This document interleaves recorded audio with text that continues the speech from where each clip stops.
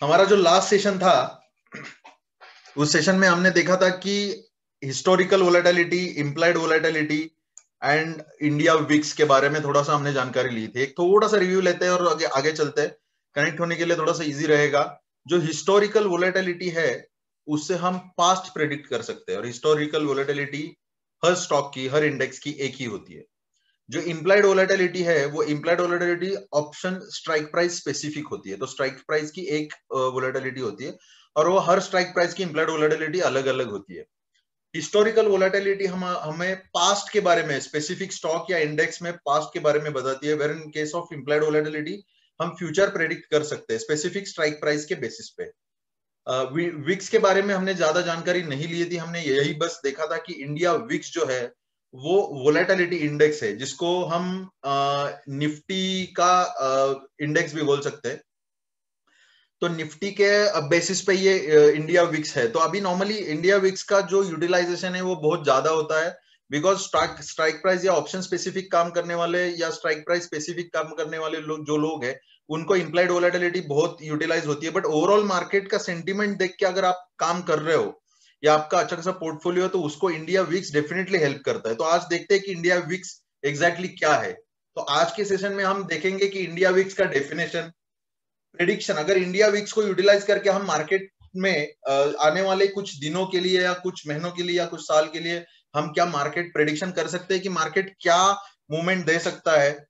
उसके बाद देखेंगे कि how to find and calculate India VIX, India VIX कैसा बना हुआ है और वो उसका यूज कैसे करना है। तो ओवरऑल आज के दिन में हम ये थोड़ा मोटा मोटी देखेंगे और कोशिश करेंगे कि इसको यूटिलाइज करके डे वन से, कल के दिन से, अगर आप if you are into option trading और ये, तो इसका यूटिलाइजेशन करके वैल्यू एडिशन हम कैसे ला सकते हैं। तो लेट्स गाइस देखते हैं कि डेफिनेशन क्या है इंडिया विक्स की। जब भी मैं डेफिनेशन की बात करता हूँ मुझे थ्री इडियट्स मूवी सामने दिखाई देती है, और I am damn sure that all of you all have must watch the three idiots movie. तो डेफिनेशन देखते हैं कि India VIX is a measure of expected price fluctuation in the index option over the next 30 days.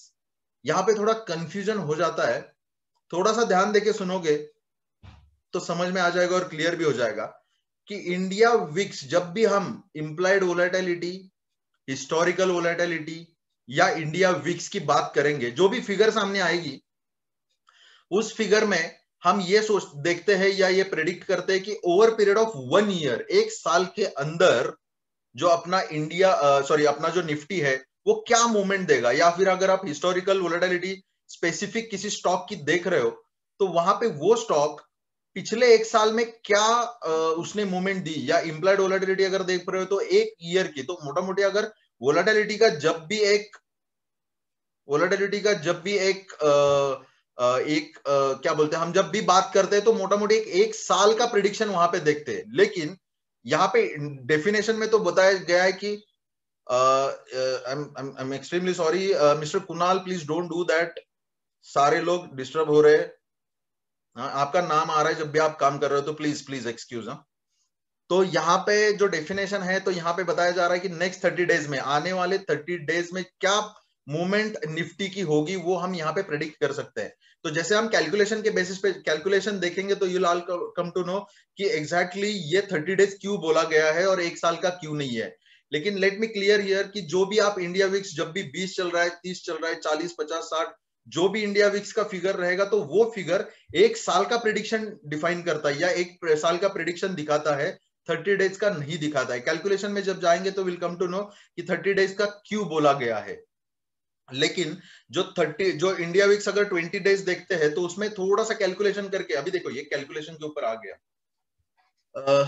Calculation समझना बहुत जरूरी है, उस calculation से ज्यादा उसका लॉजिक समझना जरूरी है। बिकॉज अगर लॉजिक समझ में आ जाता है किसी भी चीज को लेके, किसी भी पर्टिकुलर चीज को, तो वहां उसके रूट में जाके हम उसका सिंप्लीफिकेशन कर सकते हैं, और फिर उसका यूटिलाइजेशन करके हम जो भी स्ट्रेटेजी बना रहे हैं, कॉलपुट में काम कर रहे हैं या जो भी पोर्टफोलियो बना रहे हैं, डेफिनेटली बेनिफिट होगा। कैलकुलेशन के लिए मैं एक समझ आपको बता देता हूं कि इंडिया विक्स जो है उसका जो कैलकुलेशन है वो out of the money call और पुट के डेटा के बेसिस पे बनाया गया है। और कॉल और पुट के जो डेटा है वो कौन सा डेटा ले लेते हैं पूरे साल, तीन तीन कॉन्ट्रैक्ट्स का लेते हैं, पर्टिकुलर मंथ्स का लेते हैं या वीक का लेते हैं। तो वो चीज समझ लीजिए कि इंडिया विक्स निफ्टी के जितने भी कॉल और put only out of the money, in the money का कोई भी डेटा फेच नहीं किया जाता है इंडिया विक्स के कैलकुलेशन में।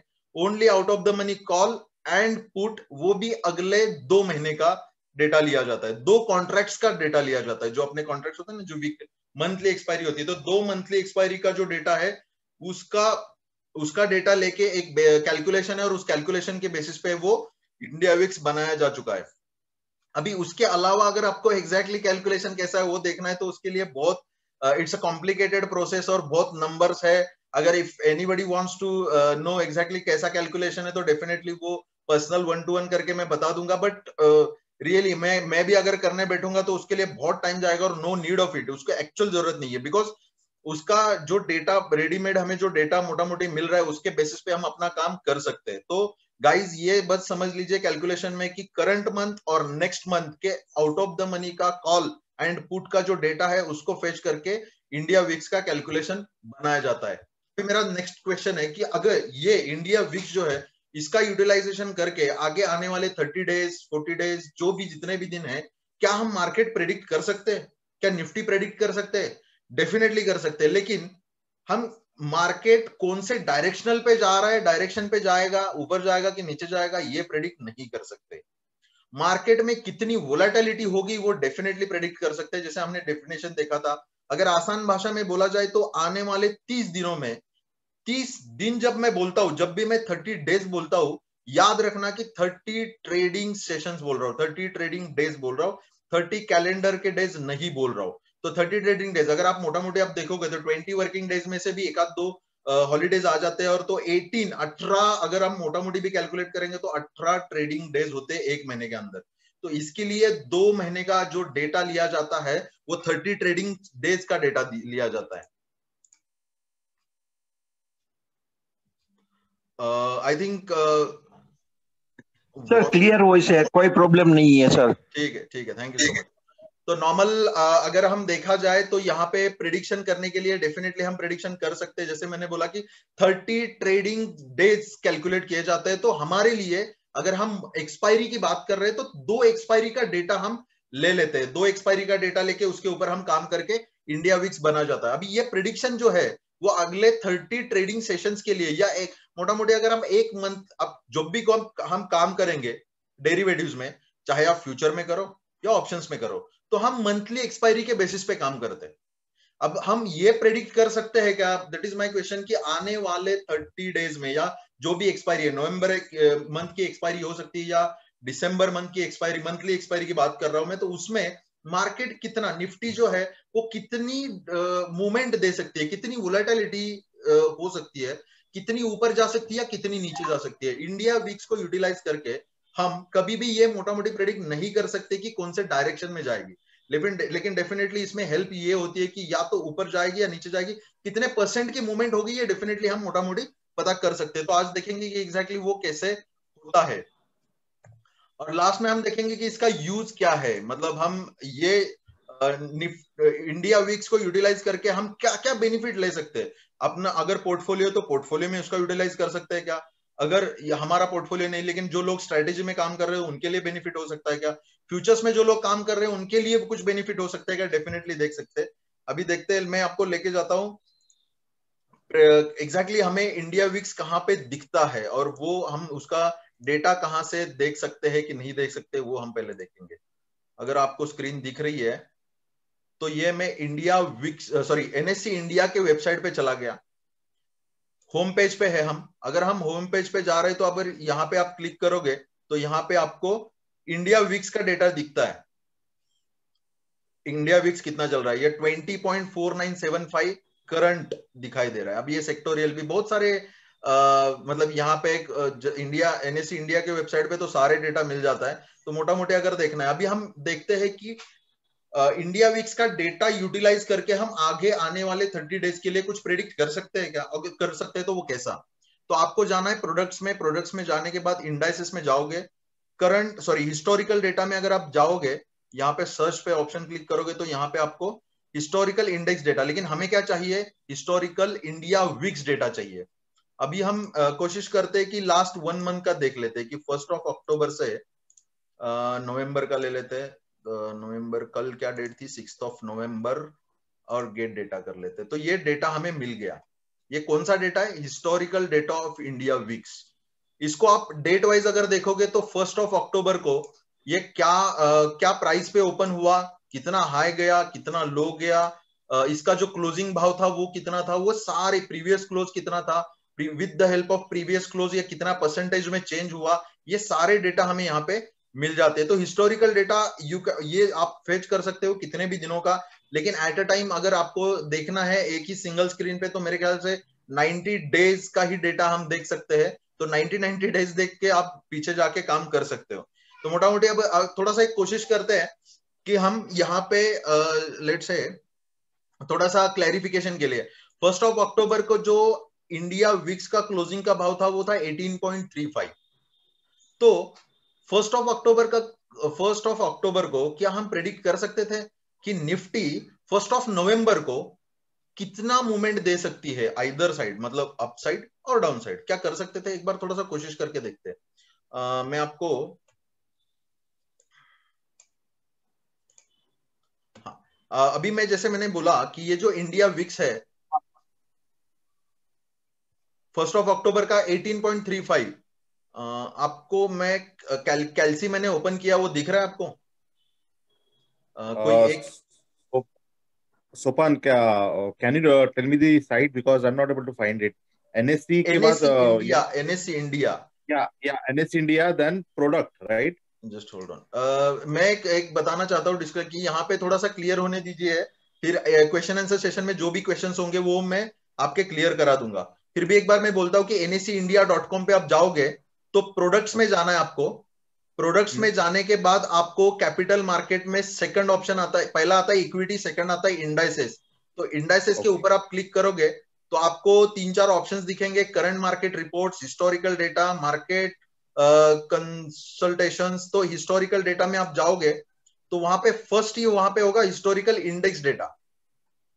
तो वहां पे सर्च के ऊपर आप क्लिक करोगे तो वहां पे लेफ्ट साइड में आपको इंडाइसेस, उसके ऊपर historical index data, historical India VIX data, because हम विक्स की बात कर रहे हैं तो हमें हिस्टोरिकल विक्स डेटा के ऊपर जाना है। उसके बाद आपको डेट सिलेक्ट करो, जो भी डेट चाहिए, मेरे ख्याल से 90 डेज, प्रीवियस 90 डेज का डेटा ही हमें यहाँ पे सिर्फ मिलता है। तो मैं यहाँ पे 1 अक्टूबर सिलेक्ट करता हूँ।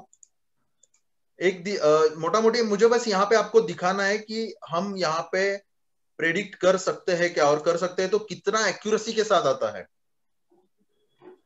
एक बार क्लियर करना चाहता हूँ, जैसे 1 अक्टूबर का 18.35 का जो इंडिया विक्स का क्लोजिंग है, अभी मैं आपके सामने शेयर कर रहा हूँ। अभी हम क्या कर रहे हैं, देखो 1 अक्टूबर का जो इंडिया विक्स का क्लोजिंग था वो था 18.35।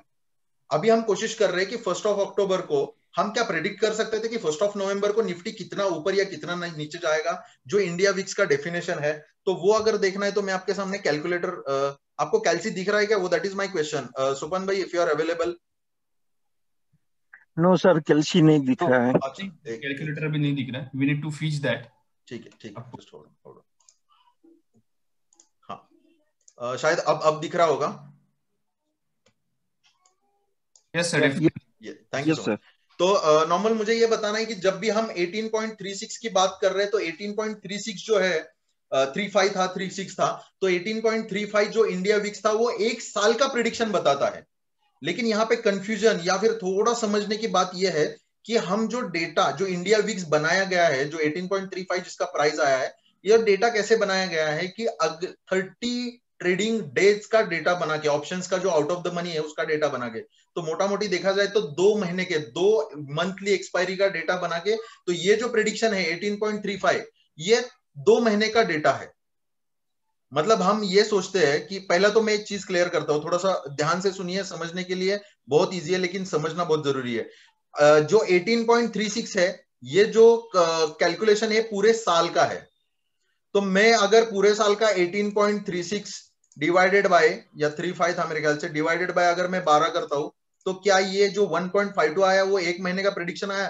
Definitely this is not a right way. तो राइट वे मैं बताता हूं क्या है कि इसका जो कैलकुलेशन है वो है कि अगर आपको 12 महीने का 1 महीने का कन्वर्जन कराना है तो डिवाइडेड बाय 12 नहीं करना है, स्क्वायर रूट ऑफ 12 करना है। तो अगर मैं स्क्वायर रूट ऑफ 12 करता हूं तो इसका कैलकुलेशन, इसका जो ये आ रहा है वो आ रहा है कि 3.46। ये थोड़ा सा ध्यान में रखना, 3.46। अब अभी जो हमारा डेटा था वो था 18.35 डिवाइडेड बाय क्या आया था 3.46। मैंने क्या किया, इंडिया विक्स को स्क्वायर रूट ऑफ 12 से डिवाइड किया तो उसका जो रिजल्ट आया वो आया 5.30। समझ रहे हो आप मेरे ख्याल से। अभी ये जो 5.30 ये जो फिगर आपको दिख रही है, ये कौन सी फिगर है कि 30 ट्रेडिंग डेज में ये प्रेडिक्शन आ सकता है। अभी हमें क्या देखना है कि एक मंथ में हम जब स्ट्रेटेजी लगा रहे हैं या फ्यूचर ऑप्शन में कभी भी काम कर रहे हैं तो हम मंथली एक्सपायरी को देख के ही काम करते हैं। तो हमें क्या करना है, इसको अगर हम डिवाइडेड बाय 2 करेंगे तो हमें 30 मोटा मोटी 30 वर्किंग डेज, बिकॉज अगर आप 18 ट्रेडिंग डेज अगर सोचते हो एक महीने में और इसको मल्टीप्लाई बाय 2 करते हो तो 36 आता है फिगर। लेकिन हम यहाँ पे मोटा मोटी प्रेडिक्ट करने की कोशिश कर रहे हैं तो हम देखेंगे कि 2 महीने में इसको अगर डिवाइडेड बाय 2 करेंगे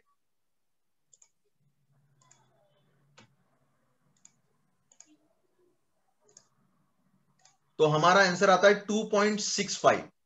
अभी जैसे मैंने यहां पे बोला कि ये 2 वर्किंग डेज में 36 वर्किंग डे, 2 महीने में 36 वर्किंग डेज आते हैं, तो ये शायद हमारा 2.65 का प्रेडिक्शन ऐसा हो सकता है कि 2.2 में चला जाए, 2.1 आ जाए, 2.8 आ जाए। लेकिन ऐसा नहीं होगा कि 2.65 का हमने प्रेडिक्ट किया है मूवमेंट, 2.65% निफ्टी का मूवमेंट आने वाले एक महीने में ऊपर या नीचे जाएगा। ऐसा नहीं होगा कि 8% से निफ्टी की मूवमेंट हो गई। तो ये चीज ध्यान में रखना जरूरी है कि हम एक ब्रॉडर वे में मार्केट को प्रेडिक्ट करने की कोशिश कर रहे हैं with the help of India VIX. अभी देखते हैं, डेटा के ऊपर लेके जाता हूं मैं आपको।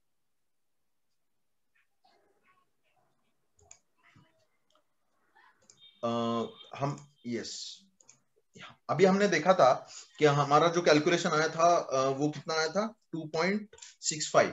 तो हम मोटा मोटी देख रहे हैं कि 2% से ऊपर होना चाहिए और 2.8% तक मोटा मोटी अगर हम लेके आता है कैलकुलेशन तो वहां पे हमें कुछ प्रॉब्लम नहीं आएगा। तो अभी मैं एक चार्ट पे चला जाता हूँ, कोई भी साइट पे आप जा सकते हो। मैं tradingview.com पे चला गया और डेली वाला चार्ट है। हमने देखा था कि 1 अक्टूबर को, ये 1 अक्टूबर का कैंडल है और इसका जो क्लोजिंग भाव है वो है 11416, 11,416 रुपए का इसका क्लोजिंग भाव है, 11,416 का। और अगर 1 नवंबर को देखेंगे हम, मेरे ख्याल नहीं 1 नवंबर नहीं है, मेरे ख्याल से छुट्टी थी, तो 2 नवंबर ले लेते हैं, मोटा मोटी उतना ही कैलकुलेशन आएगा। तो इसका जो क्लोजिंग का भाव है वो है 11,669, मतलब 11,669 रुपीज का इसका क्लोजिंग का भाव था, 11,669। तो इसमें वापस हम चले जाते हैं कैलकुलेशन करने के लिए कि ये क्या हम जो हमने जो प्रेडिक्ट किया था वो क्या सही है।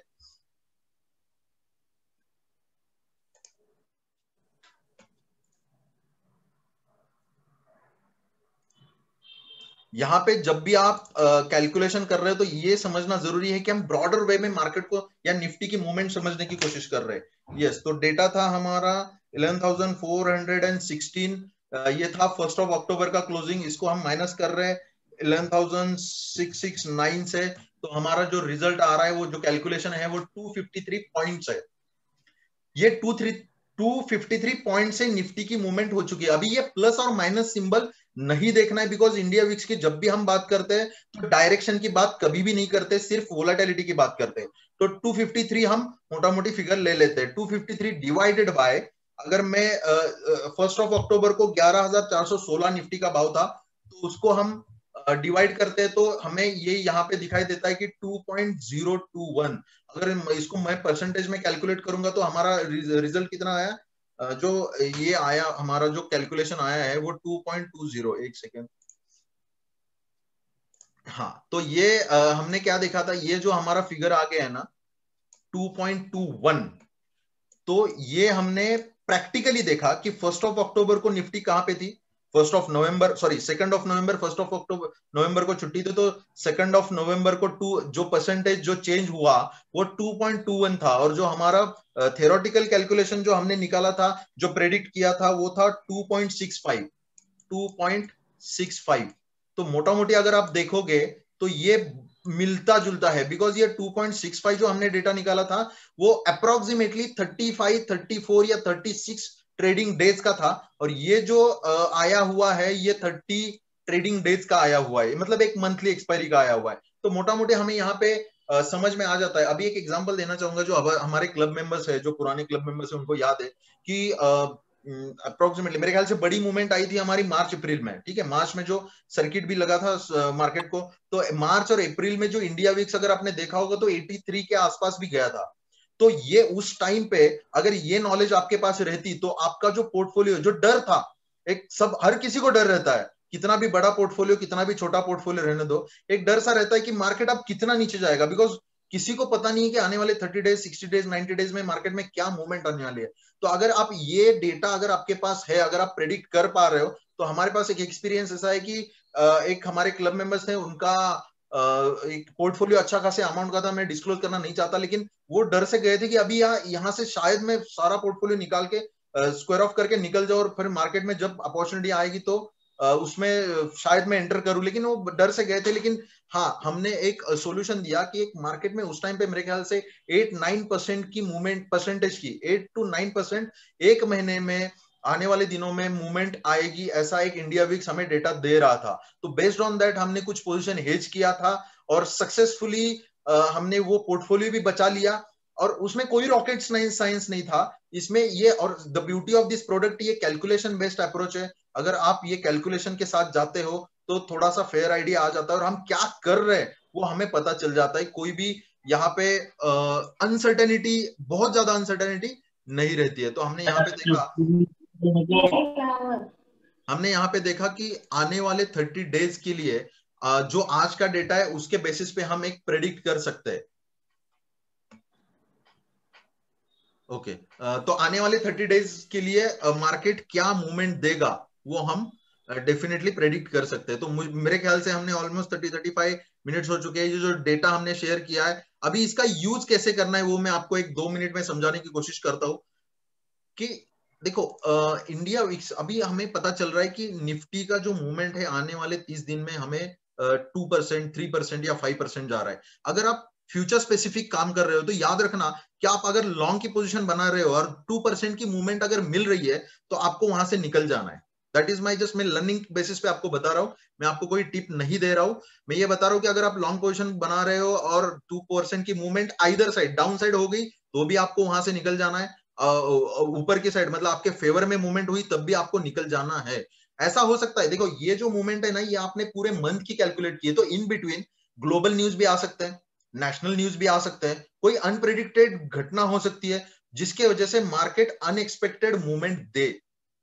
तो वो ना आपके हाथ में, ना मेरे हाथ में, ना इंडिया वीक्स वहां पे 11th आवर पे डिनोट नहीं कर सकता। दूसरा चीज मुझे यहाँ पे क्लियर करना है कि जो इंडिया वीक्स आप अभी देख रहे हो, इंडिया वीक्स हर सेकंड लाइव मार्केट में चेंज होता रहता है।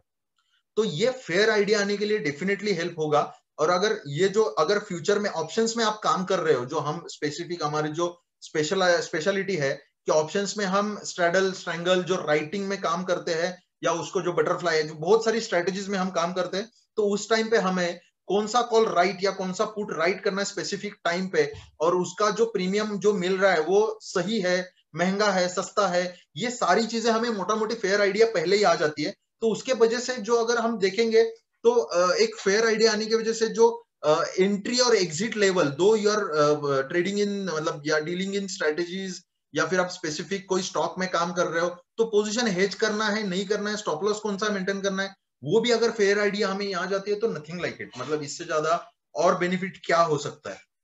तो मेरे ख्याल से मोटा मोटी आपको फेयर आइडिया आ चुकी है कि डेफिनेशन क्या है, कैलकुलेशन कौन से बेसिस पे किया है, हिस्टोरिकल डेटा यूटिलाइज करके हम प्रेडिक्शन कर सकते हैं क्या, और कर सकते हैं तो उसका यूटिलाइजेशन कैसे करना है। तो मेरे ख्याल से एक छोटा मोटा मोटी आइडिया यहाँ पे आपको आ चुका है। तो अगर